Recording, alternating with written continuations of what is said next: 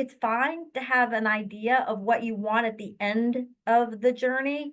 But I think if you're so focused on that end result, you miss opportunities along the way.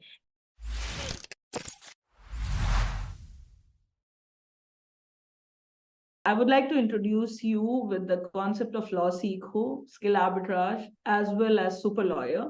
We here invite the best minds who have created a niche for themselves. They are called super lawyers for us. I reached out to you with the view to understand how you made that particular space for yourself and what kind of roadmap should an upcoming lawyer plan, how should they think about the kind of global world we are in, because LawSikho helps not only first gen lawyers, but it helps most of the professionals around in India and otherwise how they can get to work, be it in online way, be it in work from home segment. And we are into teaching as well. We do run the EdTech institution where there are more than 30,000 learners with us, and they get trained in the skill sets which are usually not being told in the universities or colleges, that is practical side of the law, and that's something which is usually missing. So that being said, I would now like to talk about Lisa Lang, who has gracefully agreed to be here as a guest. I'm very thankful to her for being here. She has been an Army veteran. She has worked as General Counsel for Commonwealth of Kentucky for 9 years. She has been instructor for transactional skills for contracting at Ohio Northern University. And she has been Vice President and General Counsel for Ohio Northwestern for past 1.2 years. And I'm very grateful that she agreed to be here and guide us, tell us about her journey. So Lisa, you are most welcome here. We are so happy to have you. I would love to know about your journey. How is it that you decided that you want to do law and then go ahead and make a niche for yourself in this segment? I really like that question. It is a question that I have thought a lot about, and I love what it is that you do in terms of helping students get to where they want to get to. So what I would say about my path is that being a lawyer was something that I always wanted to do, but I wasn't always sure I had what it took to do it. And I'll say that I was a good student, but I wasn't a great student. And I also knew and understood that becoming a lawyer would take an intense amount of work. And I also knew and understood in the States that it is not easy. It's very competitive. And the one thing I wanted out of life, if nothing else, was to be good at what I did. And I didn't want to join a profession that I was not going to be good at. So part of what I did, I initially thought that I would go and be a teacher, because I had a moment in time where I thought, this is just not what I can do. And that happened because my senior year, I was in a senior debate and I had to get up in front of the entire school. And I clutched, I panicked, I froze. And to this day, I still don't remember exactly what happened. I just remembered that being a crossroads for me and saying, this is really something I'm not sure that I'm cut out to do. So maybe I need to rethink what it is I'm going to do. And so I finished college in the teacher education preparation program.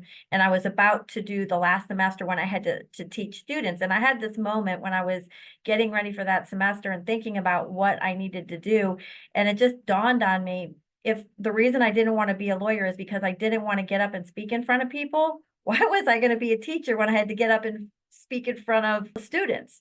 So, I reassessed when I was a senior in college and thought, I think this is what I want to do. And I think I'm ready to give it a shot, or at least some consideration. And so what I did was I considered, instead of going straight into law school, I joined the military. And I joined the military as a military paralegal. And my thought was that it would be an opportunity to develop some very basic technical skills and it would help me decide if it was what I wanted to do. And so I spent 6 years in the military, and I worked very closely with the attorneys in the area of they call them the judge advocate generals. Those are the attorneys in the Army. And I worked very closely with them, and I found a great deal of support from them and encouragement that it was something that I wanted to do, that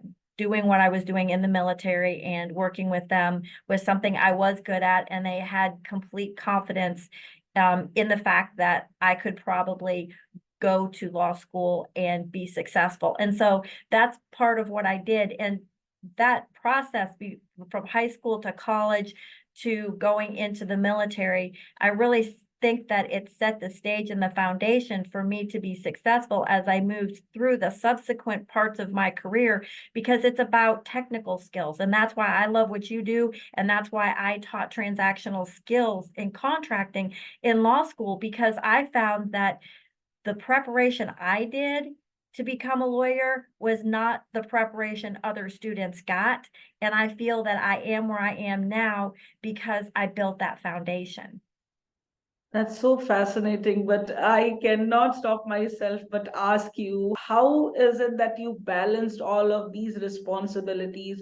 You were attending law school at night while you were full time as a paralegal, as you said that in the US Army as a legal specialist.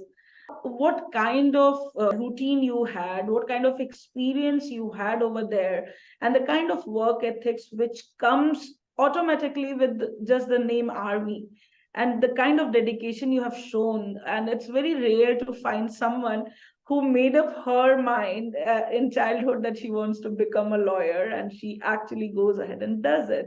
How did you balance everything with all things going around your life? It was not easy. You just do what you got to do to get what you need to get or want. And you have to want it desperately enough. And so, when I was in the military, and raising two children, and then I got deployed for well, actually it was 11 months to Bosnia Herzegovina in support of Operation Joint Endeavor. And I left my children at home with my then husband. And it was not easy. And so, part of that experience that I had in the military, I learned a lot about grit, resilience, determination, discipline, all of the things that you have to be able to have and tap into, I think, to be a successful lawyer. So it was like that period that I was in the military, that 6 years, was really helpful to develop the skills that I needed in order to be successful moving into my next phase. And the next phase was I needed to be the person to go out and to earn the money to support my family. But I also still knew that I wanted to go to law school. And so the only way to be able to support my family and to be able to get the education I wanted in order to be able to have the career I wanted, I was going to have to figure out some way to make it work. And that is part of the reason I do what I do right now, and working with prospective law students and law school students, is because it's possible, but it's not easy. And, there are people who have done it, but it's good to have a network of people supporting you who have done it. So when there are moments when you just don't think that you can make it through, that there's someone out there that can say, listen, I know it's hard, I know it's difficult, and let's talk about what you're doing and maybe what you could do differently in order to keep pushing and moving through the process to get where you want to get. There's no silver bullet, there's no perfect answer. It's going to be different for everyone. And what I've tried to do is just be there and talk about my path, my experience, in the hopes that maybe somebody can take something away from what I've done and maybe take it and use it in a way that's best for them and their journey. I take the word resilience, dedication, the way you have done it. It's fascinating, and it's a learning experience. It's encouraging. And I don't know how to express these things in words, but yes, I'll take the word resilience. Your transition has been from paralegal to an associate attorney in insurance defense, which is an absolutely unique field. Yes. What actually prompted you to shift to that, and what kind of challenges or opportunities had you had during that particular time when you were in private practice? You know, it's so funny. I have a daughter who is actually a practicing attorney now, and I remember when she started her process, she was very focused on wanting to know and deciding, here is where I want to ultimately get.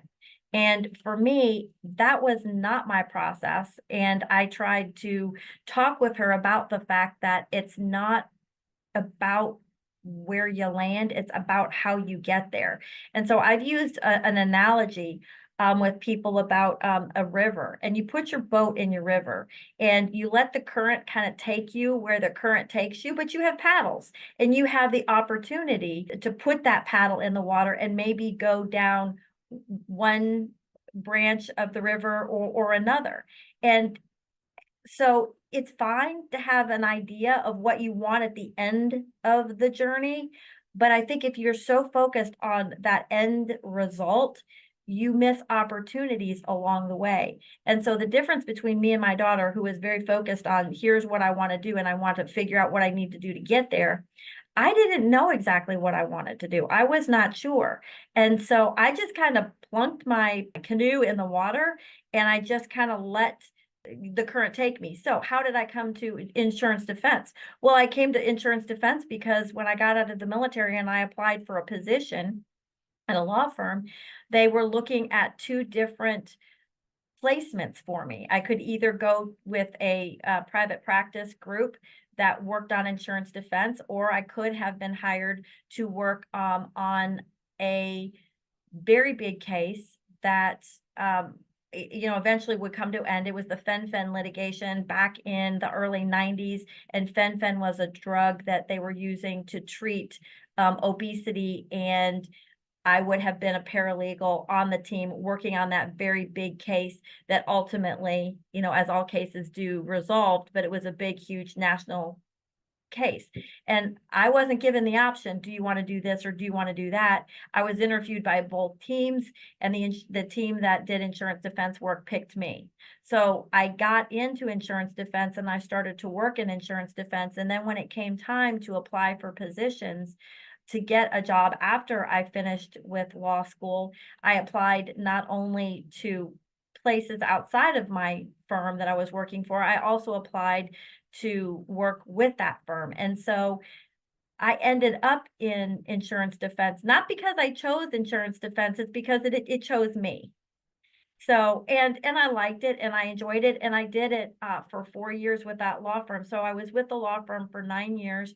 5 years was as a paralegal, then 4 years as an associate attorney, and I was working with mainly the same people in the same area, but I did it, it was just happenstance. It's just where I landed, and so that's just what I did. And while I was there and did it, I took as much experience and learning away from it that I could while I was doing it. So career chose you, and you took the best out of it, learned the best, and you rocked the whole system by proving that you can learn anything, any career, even if it chooses you and you don't choose the career at that time. Wow, Yeah. it's fascinating. But from here, you moved on into public services with Commonwealth of Kentucky. Yeah. You held roles of officer of the Attorney General and the Kentucky Department of Education. How are these roles different from the private practice which you held, and what actually motivated you, or maybe what kind of calling you had, or again this career chose you and you just transitioned? What was the factor there? Yeah, so what I decided, when you go to law school, that they give you, at least in the States, there is this feeling that you have certain career paths you can do. You can go, work for the judiciary and be like a judge's clerk, or you can go into criminal law and you can do prosecution or defense, or you go into civil practice with a private practice law firm. And feel like those are the only options. And so, you know, I got the job as the paralegal and I worked in the private practice area, and I thought, you know, this is what I know, this is what I'm going to do. But after 4 years of being an associate attorney, here's the irony for me. The irony is that in private practice, I was a litigator, and litigators are involved in controversies, and there's adversity, there's us versus them mentality. And the thing is, I am not the type of person that likes to argue, which sounds crazy and counterintuitive. But what I didn't know then, but what I've come to learn is that in-house is an option, and nobody ever told me it was. They didn't even tell me. So I'll explain to you how I transitioned. So when I went from private practice, and then I worked for the Attorney General's office, and then I went from the Kentucky Department of Education, that is the bridge that I took between litigation and in-house work. Because when you work for the Attorney General's office, at least in Kentucky, here in the States, the Attorney General is supposed to be the lead attorney for the entire state. And he or she provides legal counsel for all of the state agencies within the Commonwealth. So when I moved from private practice to the Attorney General's office, I was still working essentially as a litigator, and I was still defending or prosecuting cases on behalf of my client.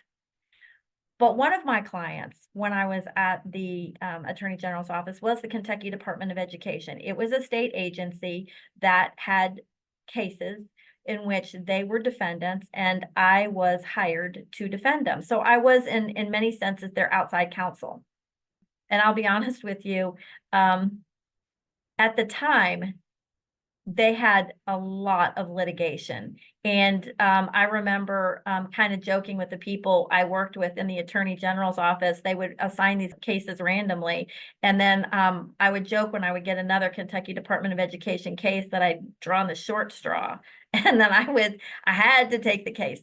But that was a joke initially, but I became really fascinated with the work. I love the people I work for, and I love the work that the department did. And, you know, ironically, I went to school to be a teacher. And so I think also that because of that background, I understood operationally what it is they were doing. And so there came a point in time when the Kentucky Department of Education decided that they wanted to request a waiver from the Attorney General so that they didn't have to get their representation from the Attorney General's office, and instead they could get it from someplace else. And so at the time, the HR director called me and she let me know about the fact that they were submitting that waiver. And I remember saying to her, oh, I think that's really great for y'all, but I'm very disappointed and sad that I won't be able to work with you anymore. And she said, no, you don't understand. We are building this position in-house because we want you to be our lawyer.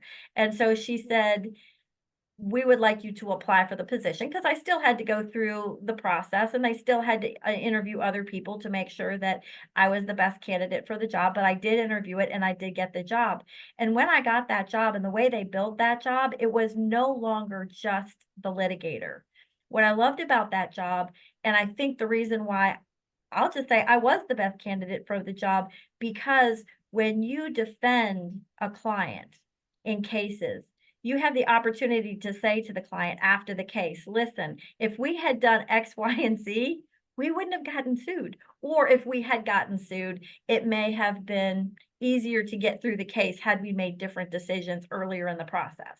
And so when I moved to the Kentucky Department of Education, what I ended up doing is I ended up serving in both roles. I was both in that outside counsel role, sort of kind of, I was the litigator. I was litigating on behalf of the institution. But the other part of it was I was advising the Office of Human Resources and working with contracting and procurement and talking about things that they needed to do to avoid problems. And so over time, the amount of litigation we had dissipated significantly, and they brought in somebody else. That person ended up doing the litigation, and over time, I slowly moved from working in that litigation context to being solely in-house. And so that period was the transition. And yes, the career chose me when I was in private practice, but when I moved from the Attorney General's office to the Kentucky Department of Education, I chose it. And I chose to move in-house, and I was given the opportunity to build out what I thought that person, that role needed to do there. And so that was a pivotal moment for me, and that moment is the thing that opened up everything for me moving forward. But they custom made it for you so that you can choose that particular in-house work. Because again, I would say, as you rightly said, that it chose you because they wanted you there. And it's rare that some department, that to a government department, would want someone specific, because I can only assume that they must have had that much faith in you and your capacity and the way you took responsibility. It's commendable, I would say, because it's not an easy thing that they actually waived some aspects of it just to accommodate you in their department. It's amazing to even hear that particular story. So you have held so many very important roles. How has your experience been in this education sector where you have always been interested in? And how is it that your legal career has helped you understand this particular sector? And what kind of challenges were there while you were working as the general counsel for Kentucky State University? What kind of experiences you had, if you don't mind sharing? Yeah,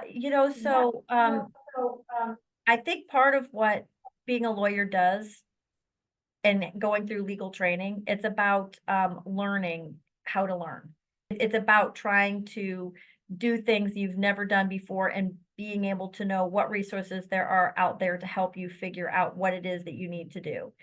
But I think that when you have experiences from your life that you can draw upon to be able to do the work that you do, it's helpful. It's not mandatory, but I think that it is really useful. So here's another analogy I give people. My memory is not the best. And part of what I need to remember things about the law is I need to have context. So I talk about it being like a coat rack. And so my experience are like hooks on that coat rack. So if I'm faced with a problem or an issue, it's good to have that hook that I can put that coat on because I know something. So when I was with the Kentucky Department of Education, because I had been trained to be a teacher, and because I learned how to learn when I was a lawyer, it helped me when I was working in the Kentucky Department of Education because I had some context or basis for understanding what their system was. And as a lawyer, I knew how to look at statutes and regulations and law. And so I could take my operational experience and my experience of reading and interpreting laws and put them together to be able to serve the client. So when something came up, where we had a situation where we were evaluating or analyzing a policy and what did that policy mean in that educational context or that setting, or maybe we were creating something within an educational program and we needed to create policies and procedures or to do regulations in order to implement it. So I think all these experiences that I had built the framework and the foundation for me to be able to do what I do. And I think that I've been successful in higher ed because I've had all of those experiences, and I have those experiences that provide context so that when I'm faced with a problem for either the Kentucky Department of Education or for Kentucky State University or Ohio Northern, I had all this backdrop and this background and this experience to be able to hook everything onto, which is why I keep coming back to, I love what you all do when you talk about teaching these technical skills, because I think that is a layer of richness that makes the work that you do as a lawyer so much more impactful, because you are helping in the legal space when you understand the technical space, and then you're bringing them together. I must share the story how LawSikho started. It was started by two college graduates while they were in college, Ramanuj Mukherjee and Abhyuday. Both of them started it with the idea of actually providing practical skills. And the reason was they could see that particular thing missing from the college education which we have in India. And it has become a sensation, I would say. The way people reach out to us is actually amazing, that they reach out to us for every kind of help. We do train them as well as we try and place them, reason being, if we do not help them, and that's all free of cost services when we are doing their placements, reason is we want to give them that first stepping ground where they can go ahead and explore their learnings from us and from their institution.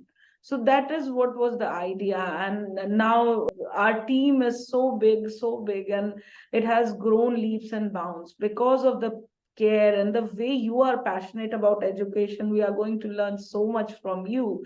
And the next question would be to understand the transition of the kind of significant move, the significant decision which you had to take while you were leaving Kentucky State University to become vice president and general counsel for Ohio Northern University. First, what influenced the decision? You were doing so good, you were in commanding position, and when you took this decision, how long it took for you to transition from this, and how easy or challenging was it? You're right. The decision to move from Kentucky State to Ohio Northern was not an easy decision. The universities are somewhat similar in terms of their size, but they are different in two distinct ways. One, Kentucky State University is a historically Black university and college, and it is also a public institution. Ohio Northern is a private institution, and it's religiously based. And so the thing that intrigued me about Ohio Northern is that they have the resources here that I did not have at Kentucky State University. And so some of the frustration that I had at that institution was that it did not have the resources to do all I think that it could do to help support low income first generation students. And I was passionate about that objective, but there just wasn't the resources, and it felt very frustrating to want to do all these things but not have the resources to be able to do it. And it was a lot. The difference with Ohio Northern is that they do have the resources to be able to do more for students. And the other thing that I liked about Ohio Northern that Kentucky State University did not have is it did not have a law school. So the interesting thing about Ohio Northern, while it is about the same size as Kentucky State, which I want to say is about between 2,000 and 3,000 students, what's really interesting is we here at Ohio Northern, we have professional schools. So we have law school, we have a pharmacy school, we have an engineering school, and we have a business school. And so when you think of a college of our university of our size, and to have that many postgraduate programs and to have that number of students, what I really like about here is there are so many, they call them double bears. And what that means is polar bears is our school mascot. And what it means is that you go and you start, like, for instance, with a bachelor's degree, and then maybe you move on to your master's degree. So what I really like here is that there are the resources available for us to do more for our students than I found that we had at Kentucky State. But I also like the fact that because we had these graduate programs and we had a law school, one of my questions during my interview process was whether or not they would allow me the opportunity to be able to teach at the law school. And so they said they would be open to that. And so I didn't do it my first semester here, but the second semester I was here, I taught for the first time here at Ohio Northern University a transactional skills in contract drafting. So I got to do that. So that's why I decided to make that change. Now, in terms of how difficult it was, really, I didn't feel like it was all that difficult. Yes, there are differences between a private institution and a public institution, and the laws are different between Kentucky and Ohio, but there were so many similarities. I really don't feel like it took me very long to get to a place where I feel as comfortable here as I did at Kentucky State. I've been following you on LinkedIn and I keep learning from your posts. And I also have seen that while you were talking, you have talked about obviously community and network collaborations. So, how has it impacted your professional growth, the kind of community you have built for yourself, the kind of networking you have? And what would be your advice for others who are seeking to build such kind of supportive network while they are just starting? Like, you are also very keen on helping the first employers who are trying to find their calling and who want to enter this world of legal fraternity. What would be your advice to them? Yeah, I think that because of my experience and because of my journey, it's really informed what I think is the most important things for lawyers. So I think I hate this word networking because networking sounds really, really transactional. It's about relationship building. And so with my career, almost every single position that I have ever landed, I landed because of a personal connection. So I talk about the way I got from the Attorney General's office to the Kentucky Department of Education. Well, the way I got into the Attorney General's office was because of a relationship I had with somebody from private practice whose husband had just become Deputy Attorney General. And so I think networking is so very important, or more specifically, relationship building. And that is how you are able to move through the process, I think, because people want to hire known quantities, not unknown quantities. And so sometimes when people say it's about who you know, at least here in the States, I think there is like a stigma to that somehow you're not deserving of the job you get. But I would argue that it's about who you know, because people hire people that they know that are competent. Why would you want to hire somebody who's going to be incompetent to work for you and make money for you? You want to be able to have somebody who's got a proven track record, who's got proven results. And so that's why I've taken every opportunity I can to be able to work with and collaborate people so they know who I am, so that if something comes open and they believe that my skill set might be a good skill set for that position, I'm at top of mind. And I try and help first gen law students, or just the students in general, connect with other people who are interested in doing and what they're doing, and to help them be able to build the relationships that you need for a long lasting career. And I'll give you an example how LinkedIn did this for a student of mine. So I had a student who is interested in something called name, image, and likeness. Name, image, and likeness is an area in sports law where students in universities can be paid for the use of their image by companies. And that they've recently allowed them to do this. So I have a student who's very passionate and interested in that area.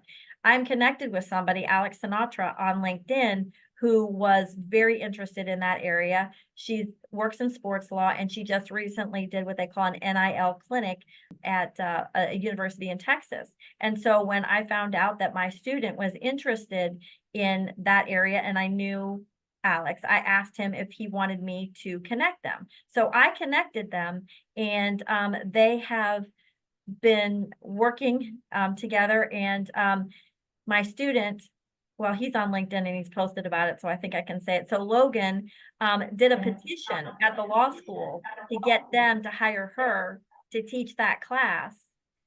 So we have an NIL class this coming semester where Logan and other students like him are going to be able to participate. And I also know that Logan, he's very active on LinkedIn, and I know that he's connecting with sports lawyers. And so he's building the foundation he needs to build his career moving forward. And the other thing he and I also talked about is when you build those relationships, students have to be careful about approaching a more seasoned attorney and acting like they are trying to get that attorney to do something from them. It's about giving and not expecting anything in return. Maybe for a law school student, it's, hey, could I, edit your blog post? Can I do these different things for you without something expected in return? And I read a book called Super Networkers, and what it talks about is a psychology of the reciprocity rule. And reciprocity means while you get something from somebody, you have this urge and desire to be able to give it back, give them something. And so that's a really long-winded way of saying, I think that the key to everything is building relationships, building a community, and having a network of professionals who do what you like to do and what you want to do. And you don't start when you become a lawyer, you start before you become a lawyer. So that's something which we at LawSikho, we at Super Lawyer, as a community, we keep on guiding them through this particular process so that they understand that they just don't have to go ahead and talk to the seasoned lawyer immediately that please give me this position, I'll work for you. Why will anybody hire unless they know your worth? You have to do something for them first. Maybe like you said, edit your blog or edit some paper or do some research, do some fundamental work for them. I would like to move ahead and understand about your blog. Why this, not that? Which focuses on the same thing, on strengthening the purpose and finding innovative ways to be effective as a lawyer in the business environment.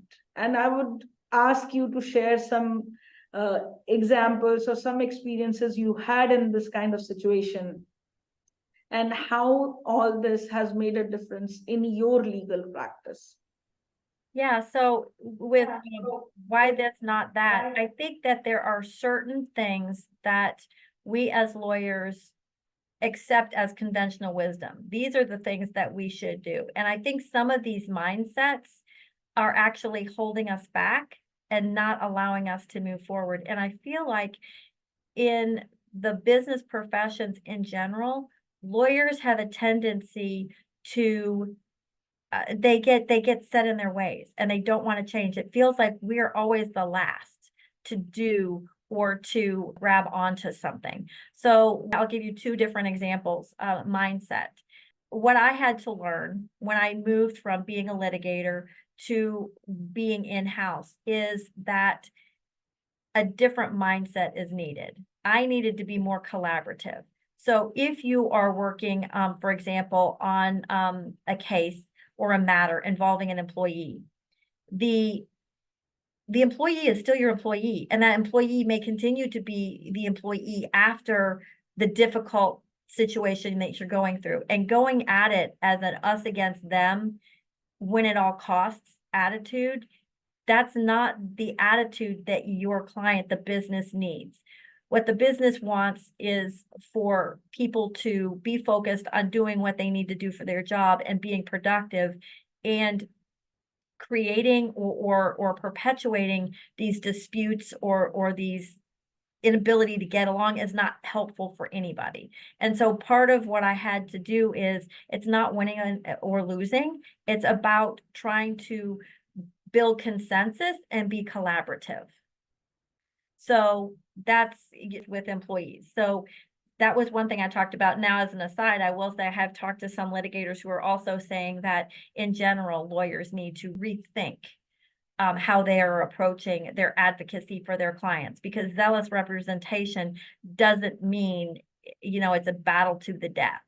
I wrote a LinkedIn article and I called it "A Gladiator No More." And that was the moment in time when I realized that adversarial scarcity mindset was not good for anybody. And I shifted in how I did my work. So that's one example. Something else I think that lawyers, why not that, came from COVID. So lawyers have this idea that you have to sit your butt in the seat all day long and be there for the senior partner or your general counsel. And what I found in COVID is that that's not necessarily the best working environment. And I like to say it's an integrated balance. It's integrated. You integrate it, you don't balance, because it's almost impossible to balance.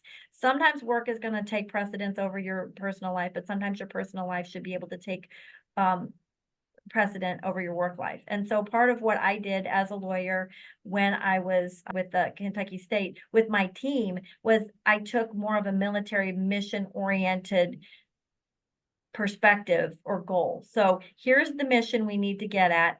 I don't care what you do and when you do it, as long as we get what we need to get done for the client when the client needs it, and it is good quality work. And sometimes that's about setting boundaries. That's setting boundaries for me, and it's setting boundaries for my team members. Sometimes a team member is not available to do what I need them to do, and so we work together as a team, and another team member may jump in and pull a little bit more of the weight while that other person is dealing with something else. And the other thing about your team too is it's not about I'm a lawyer and you're not a lawyer. It's we're all on this team together, and we can't do what we do if any of us is out of the loop or cannot do the work. And so we nobody is better or worse than anybody else. It's just we all have a part to play, and we need to work well together to do it. So it's about shifting mindsets. These hybrid work environments, I think, are better. How we approach our work needs to be different. So those are two examples of why I started the blog, why this, why not that, and why I started doing the Above the Law article, because I wanted to explore what we were doing and why those things weren't really the best thing for us to be doing.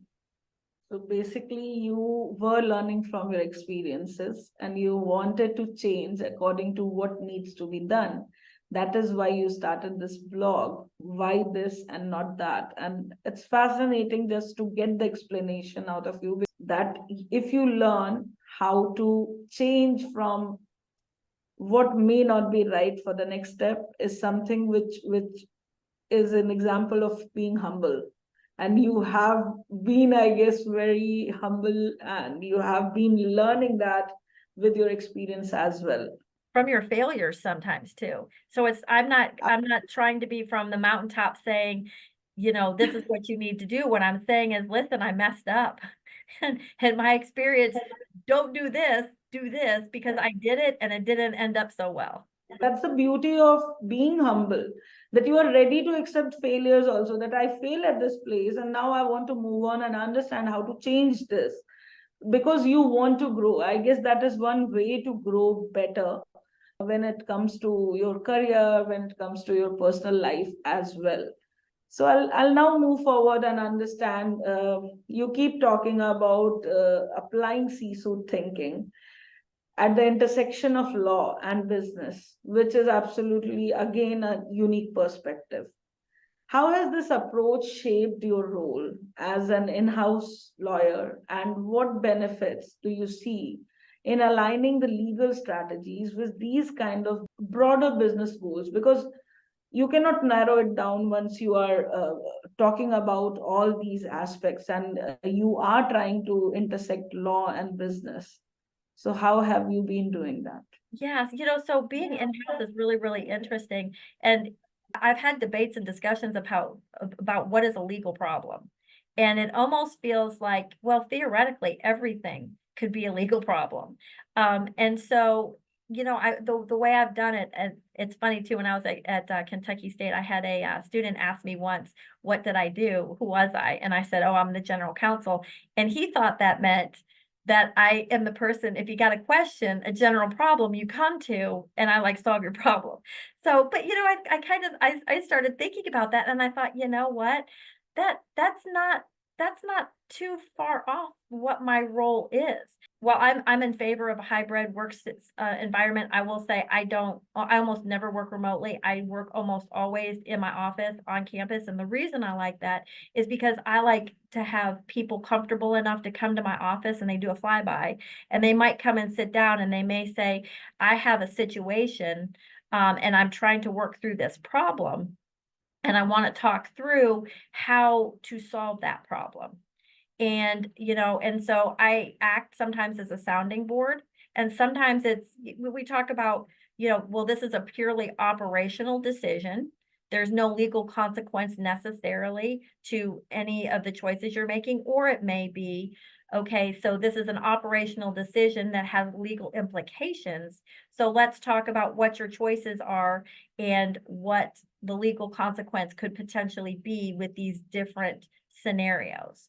So, I think that it is really important, and I learned this when I went to the Kentucky Department of Education, and I had my understanding of how a school district worked, how a school worked, what teachers did, how they got certified. All of that knowledge and background made me a better person to be a better sounding board, because I understood the context of where all of these things were occurring. And sometimes we talked about a legal implication, but sometimes it was just talking through just how to work through the problem. And so I think you're more of a benefit to your client when you know and understand how it is operationally, and then you can talk about the legal perspective on that operation. And what I also think is interesting now is this whole explosion of the alternate legal service provider, because now your lawyers are being asked to be more responsible for more operational functions like contract management, um, so many different things that we didn't do before. And I think the business is now going, listen, we don't also want to listen to your legal advice. We also want you to help us manage and maintain some of these processes that are integral to the legal area. Legal area also has become diversified, and the Yeah. kind of concepts now are applied on both sides. The demand has risen, so is the lawyers, so are their practices, and they are also diversifying. And you are living example of that you had a diversified career. Your path has been absolutely unusual. So keeping that in mind, what would be your advice to the aspiring legal professionals, particularly those who are trying to navigate through unconventional path, or trying to seek and make a meaningful impact in let's say both legal and business realms? Because earlier it was not that easy. Like you said, that in classical system it was either civil or criminal, or in US you go for judiciary and all those aspects. So what kind of advice would you give to our learners? So I think two things. First of all, do what you love and love what you do. So I think that when you are interested in an area, to the extent that you can find an intersection between that area and the law is really good, because you get better at things that you're passionate about because you want to do it, because you enjoy doing it. Don't pick something because you think it's more prestigious, it's going to make more money. At the end of the day, I don't think that serves you. So I think you need to take some time to figure out what it is you're passionate about, and then see if you can find a way to intersect that passion with the law. So that is probably first and foremost. The other thing I've already said is that don't be so fixated on a specific end result, because if you are going to miss opportunities along the way because you're too fixated on some career goal you're trying to achieve. And sometimes, unbeknownst to you, that thing is not the thing really that is going to be what you want to do at the end of the day. So there's that. And then the other thing is, if you go down an area and that area did not prove to be what you wanted, be willing to pivot. And sometimes when you do that pivot, try not to be focused on the status or the title. And I specifically remembered within the Department of Education, when I moved from the litigation aspect and I went more in a in-house, purely operational role, I had people who specifically asked me if I had gotten demoted. And I said, no, it's just that my interests have crystallized for me and an opportunity opened up that would allow me to be able to do more of what I am interested in doing. And sometimes that means taking down a step down, maybe in status or title. Maybe sometimes it's money, but sometimes when you get off one ladder, you get on another ladder. That ladder actually ends up being taller and one that you like more and you go up that ladder a lot faster. So don't be stuck on title and status, but and I don't know about India, but sometimes I think that's a real obstacle for a lot of law students and new lawyers. Thank you for again accepting our invitation. And it has been an enriching experience for me to take your interview and understand how you have navigated through your absolutely diverse career path.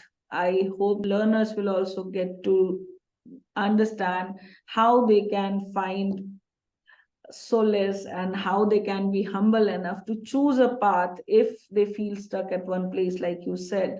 And it's fascinating to learn it from a person who has diversified herself. Thank you so much.